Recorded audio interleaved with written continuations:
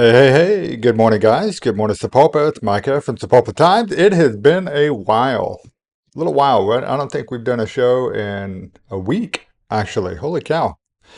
Missed all of you guys. Hope that your week is off to a good start and that your year is off to a good start.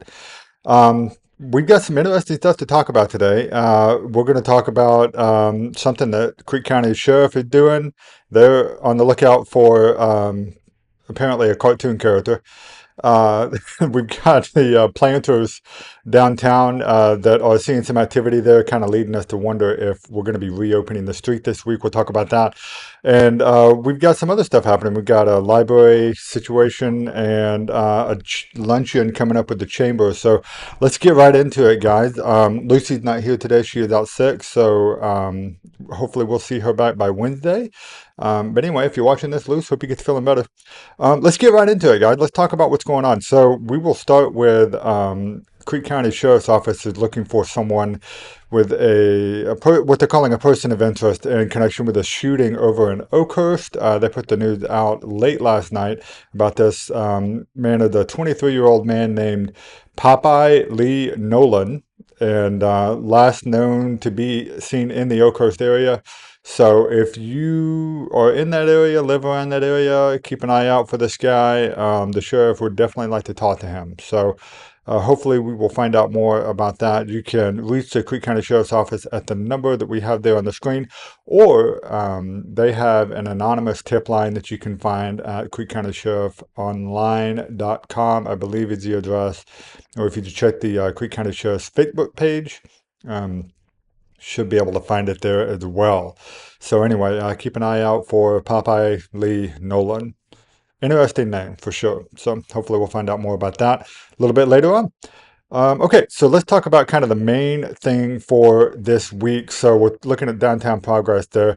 That video that was in our countdown was actually from December the 12th, I think. It's the last time I got some drone footage over there. So if you haven't been downtown, things have progressed significantly. We are really, I mean, I know you guys are probably tired of hearing this, but we are really at the end of this project now, to the point where it's got us wondering if we might not open the street this week. So I will tell you right out of the bat, right out of the gate, that is me saying that. That's not the city saying that.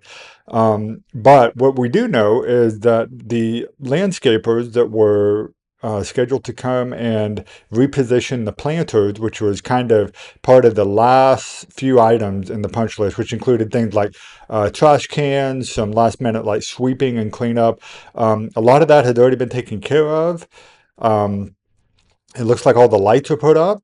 We did see that a section of the string lights, the bistro lights that are down by the courthouse, are not yet lit. So hopefully they'll be working on that today as well.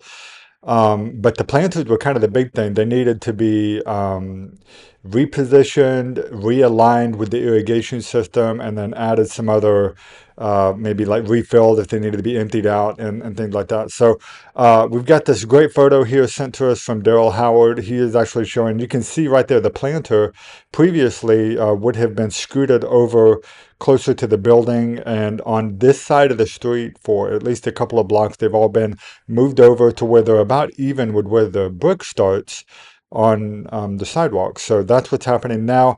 And as of this morning, the planters on the other side still needed to be moved. But my point being is that we were told by the city that we wouldn't even start to see this progress until January 5th, because the landscapers were essentially on their holiday break up until then. And so we were expecting to see this start January 5th. So now that it actually started last week, maybe that brings us just that much closer to the street reopening. So anyway, it does look like things are now moving ahead, maybe ahead of schedule. I have been told that they're going to try and do a like an official maybe ribbon cutting and stuff whenever they try to get that street open. So we'll see what happens there. If that does happen, we'll be sure to let you guys know.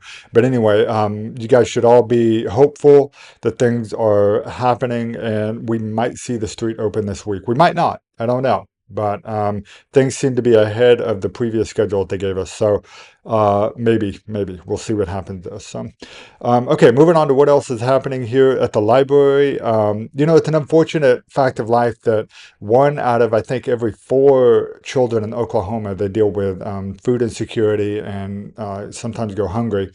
And the Oklahoma Food Bank is partnering with the Sapulpa Public Library to provide what they call after kids snack packs. And these are shelf stable meals that they have to be consumed on site. They're available. They include like a chocolate milk and then uh, cheese crackers, other things like that that you can kind of see in the graphic there. So anyway, these will be available every Monday through Thursday from 4 to 6 p.m. and then on Friday from 4 to 4:45 p.m. at the Sapulpa Public Library.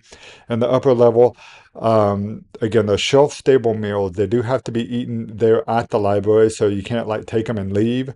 But this is something that the library is providing for kids from birth all the way up to 19 years old, so long as they are still enrolled in high school. So adults not eligible, and shouldn't really need it in the first place. This is for the kids. So again, if you're a student or if you have kids in the elementary school all the way up through high school, send them to the library there, and they'll be able to get that good after-school snack that they have there. Again, shelf-stable meals, and this will be going on all the way through the rest of the year. It actually started back in October, and they asked us to put the word out about it since school was starting back up.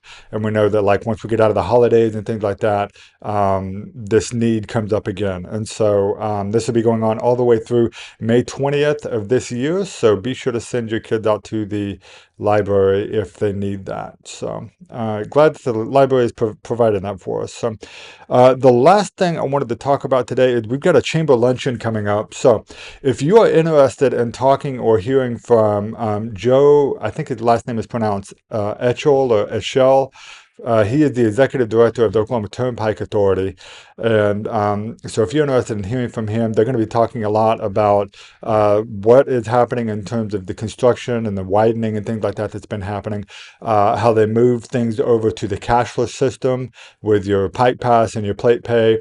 And is that going to continue on, and what that's going to look like? And then I'm sure there'll be some opportunity for some Q&As. So if you want to talk to him about, are we going to raise rates?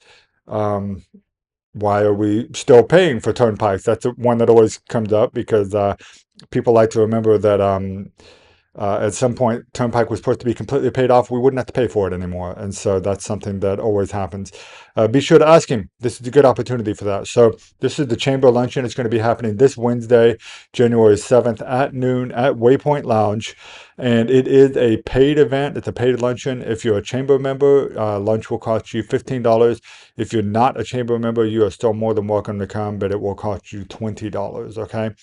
So anyway, yeah, that is pretty much what's happening now. We are right at the very last day of Christmas break.